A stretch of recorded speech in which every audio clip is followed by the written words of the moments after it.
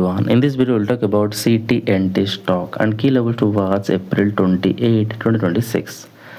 In the last trading session, the stock formed a doji candle closed at $0.02. $0.02 is all-time low on the weekly time frame. The stock break down its previous support level. On the daily time frame, the resistance level is $1.04. If the price breaks above $1.04, it could test $1.31.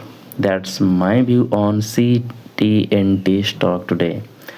If you found this helpful, please subscribe for more updates. This video is for educational purposes only, not financial advice. Always do your own research before investing. Thanks for watching.